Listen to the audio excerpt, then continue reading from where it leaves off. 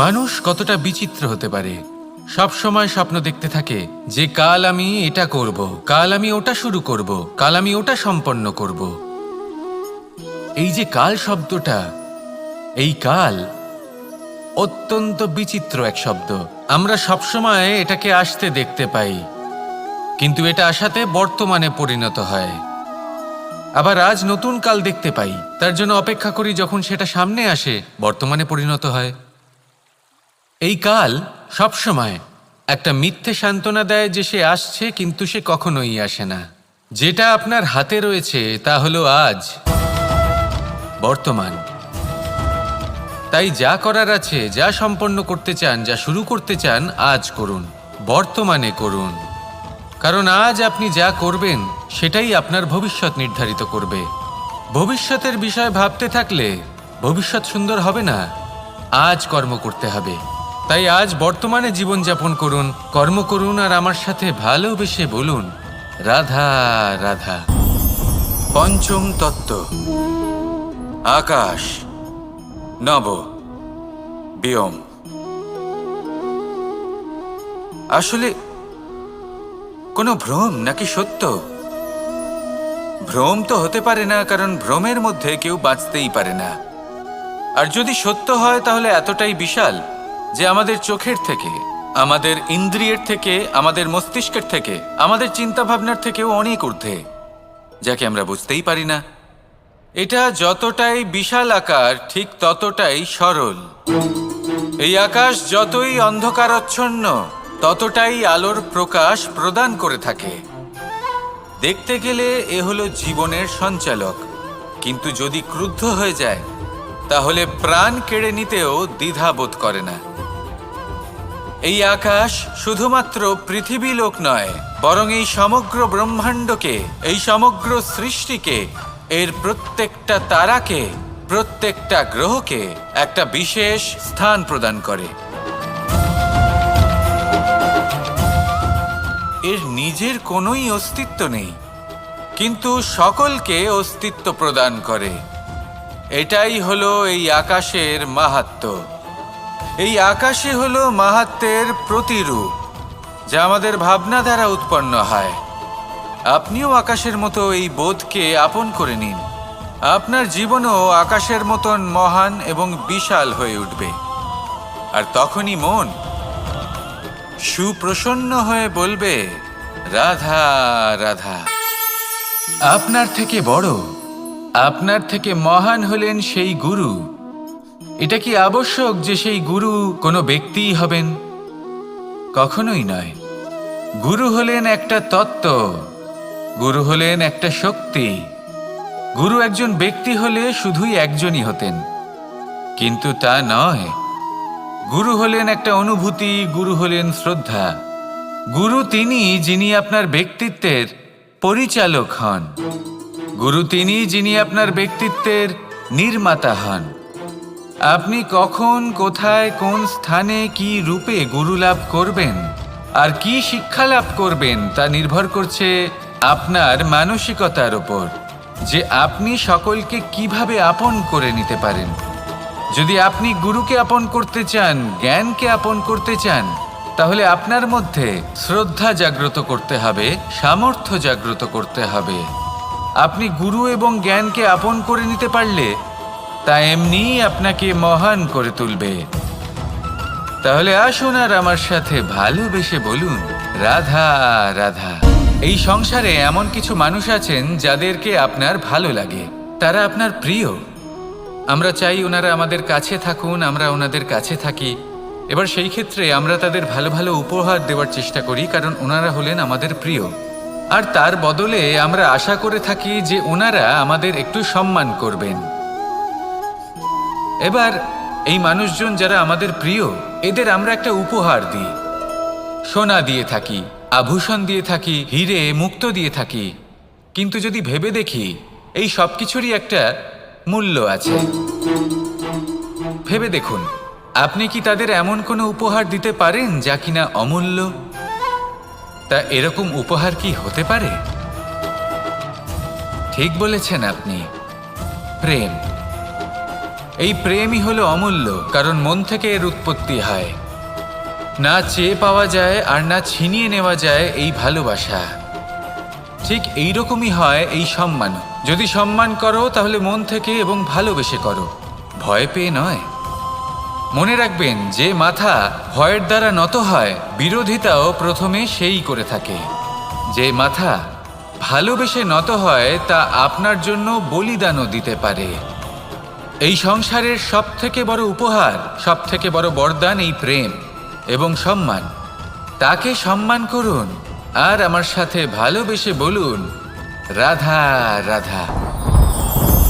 কখনো কোনো চাতককে দেখেছেন? একটা চাতক বর্ষার জন্য অপেক্ষা করে, সেই বর্ষার জলে নিজের তৃষ্ণা নিবারণ করে, নয়তো সারা বছর তৃষ্ণার্ত থেকে যায়। ও আকাশের দিকে তাকিয়ে থাকে আর অপেক্ষা করে যে কবে বর্ষা হবে আর কবে আমি আমার তৃষ্ণা নিবারণ করব। সেখানে অন্যদিকে একটি কাক বা একটা পায়রা, এরা কি করে?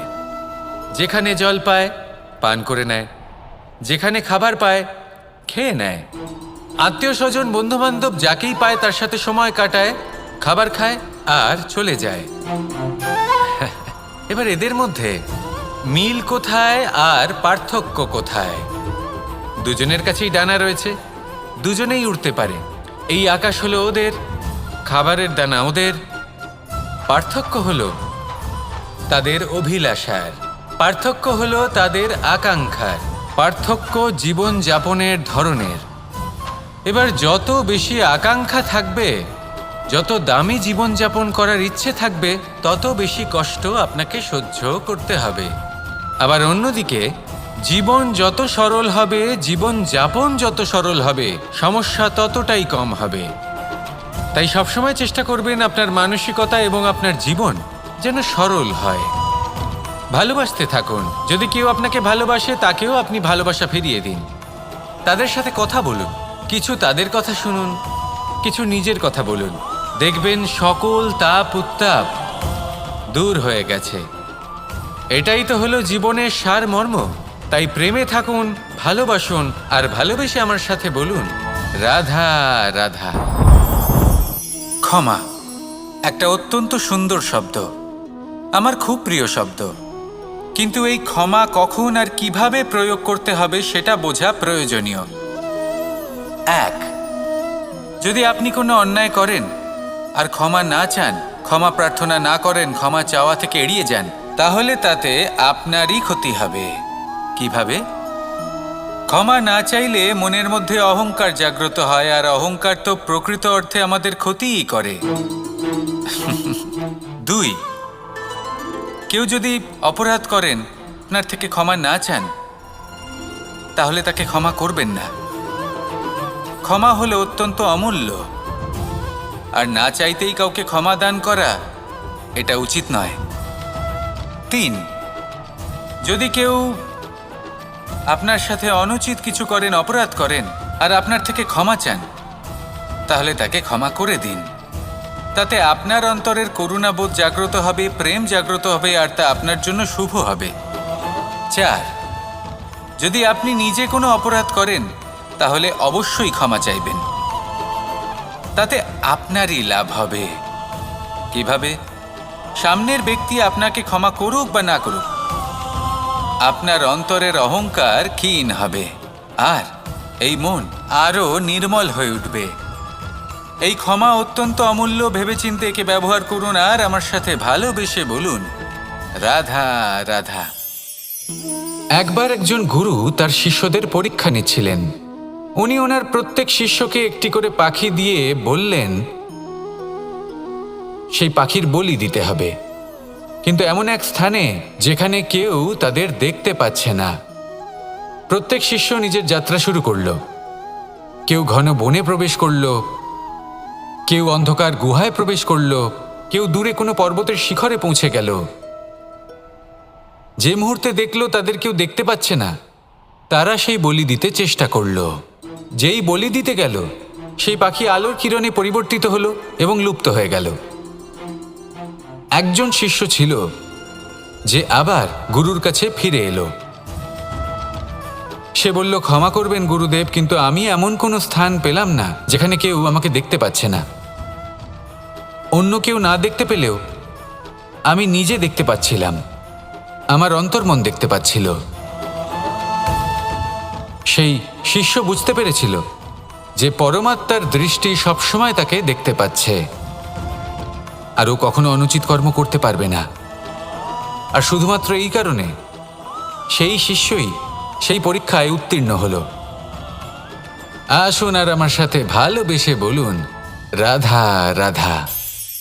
আমরা সবাই ফল খাই, কিন্তু আমাদের সেই ফলই প্রিয় হয় যে পরিপক্ক হয়ে ওঠে, যেটা নম্র হয়, আর যে ফল অনেক বেশি মিষ্টি আর সুস্বাদু হয়ে থাকে, যাদের রঙে বাহার দেখা যায়।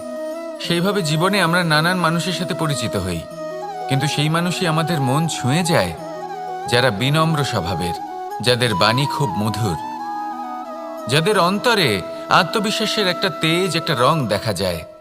এবার এমন ব্যক্তি আমরা কি করে হব? ঠিক সেইভাবেই যেমন একটা ফল রোদ, বর্ষা, শীত, বায়ু এই সকল সংকটময় পরিস্থিতির সম্মুখীন হয়ে পরিপক্ক হয়ে ওঠে, সেইভাবেই মানুষ সংকটময় পরিস্থিতির সম্মুখীন হয়ে পরিপক্ক হয়ে ওঠেন। যদি এই সংকটের সম্মুখীন হন তাহলে অভিজ্ঞ হবেন, আর এই অভিজ্ঞতাই শিক্ষা দিয়ে যাবে। এই অভিজ্ঞতা আমাদের শিখিয়ে দেয় যে আমাদের বিনম্র থাকতে হবে, অহংকার করে কোনো লাভ নেই। মধুর বাণীর যে কি মূল্য তা আমরা শিখতে পারি। এই অভিজ্ঞতাই আমাদের বুঝিয়ে দেয় যে উচিত অনুচিত কোনটা আমাদের দৃষ্টিভঙ্গি তৈরি করে, আর এই দৃষ্টিভঙ্গি দ্বারা আত্মবিশ্বাস জাগ্রত হয়। সেই জন্য জীবনে কখনো বিপদ থেকে দূরে পালাবেন না, সেগুলোর সম্মুখীন হন, অভিজ্ঞতা লাভ করুন, তার থেকে শিক্ষা লাভ করুন, এইভাবেই পরিপক্ক হবেন। আসুন আমার সাথে ভালোবেসে বলুন, রাধা রাধা। মানুষ বর্তমানে নিজের জীবন অতিবাহিত করেন, কিন্তু তার জীবনে অতীতকাল এবং ভবিষ্যৎকাল এই দুটোরই সমান গুরুত্ব রয়েছে। অতীতকাল অতিবাহিত হয়ে গেছে এবং সেটা জীবিত থাকে আমাদের স্মৃতি হিসেবে, এবং ভবিষ্যৎ হলো সেটাই যেটা আমরা শুধুমাত্র কল্পনাই করতে পারি।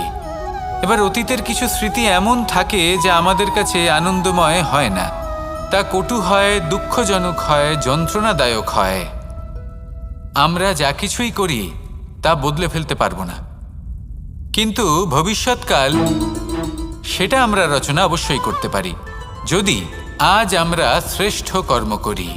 যদি আজকের এই দিনটা আমরা আনন্দের সাথে অতিবাহিত করি, সুখের সাথে অতিবাহিত করি, এক একটা মুহূর্ত আমরা আনন্দ এবং ভালোবাসার সাথে অতিবাহিত করি, আপনার আজকের এই কর্ম আপনার ভবিষ্যৎ নির্ধারণ করবে।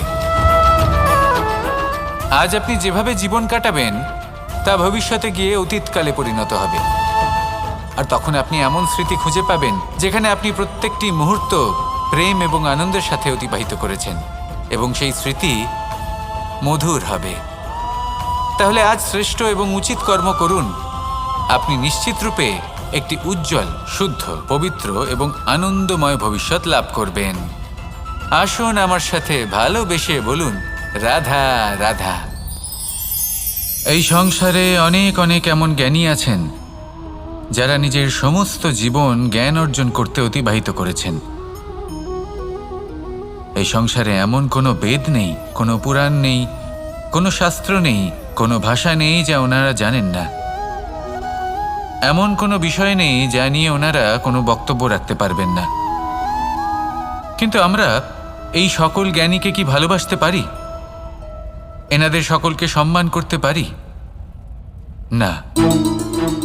কারণটা কি?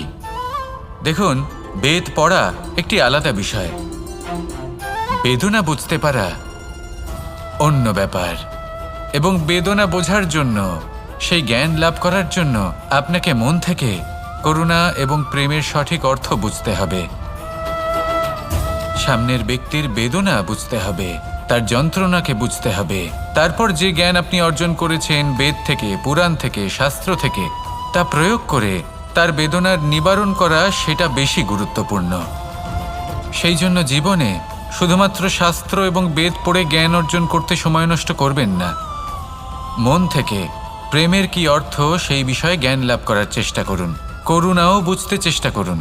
একজন শ্রেষ্ঠ ব্যক্তি হয়ে উঠুন, আর আমার সাথে ভালোবেসে বলুন, রাধা রাধা।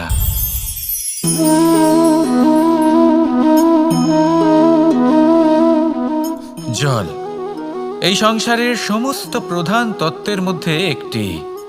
এই জল যে কোনো জ্বালা দূর করে, আগুনকে নিভিয়ে দেওয়ার ক্ষমতা রাখে, অবিরল অবিচলভাবে প্রবাহিত হতে পারে, একে কেউ বাধা দিতে পারে না। এর পথে বাধা সৃষ্টি করলে নিজের পথ নিজেই খুঁজে নেবে বা সে নিজেই নিজের পথ বানিয়ে নেবে, কিন্তু কখনো থামবে না। এই জল হলো মহান, আর এর একটা মহান গুণ আছে, এর নিজস্ব কোনো রং নেই। কিন্তু যখন মেঘ থেকে বৃষ্টিরূপে পৃথিবীতে ঝরে পড়ে, তখন সমস্ত সংসারকে রঙিন করে তোলে। যেখানে খরা হয়েছে সেখানে শ্যামল করে তোলে, যে স্থান শ্যামল সেখানে ভিন্ন ভিন্ন প্রকারের পুষ্প ফুটিয়ে তোলে। এই জলের মতন আমাদের হতে হবে। ওর যেমন কোনো রং নেই, আমাদেরও যেন কোনো অহংকার না থাকে। শুধু কর্মের এই ধারাতে বইতে থাকুন, এই সংসারের মঙ্গল করতে থাকুন, শ্রেষ্ঠ কর্ম করতে থাকুন। এই সংসারকে এটা বলার কোনো প্রয়োজন নেই যে আপনি কে। আপনি যদি কর্ম করতে থাকেন তাহলে এই সংসার নিজে থেকেই আপনার মূল্য জানতে পারবে, আর তখন এই মন প্রসন্ন হয়ে বলবে, রাধা রাধা। বড়ই অদ্ভুত ব্যাপার, একটি পাথরের প্রতিমা যখন মন্দিরে স্থাপিত হয় তখন তা আমাদের কাছে ভগবান সম হয়ে দাঁড়ায়, কিন্তু যখন একজন জীবিত মানুষ মন্দিরে গিয়ে থাকেন তখন তার শরীর, মন, আত্মা সেই সব পাথর সম হয়ে দাঁড়ায়।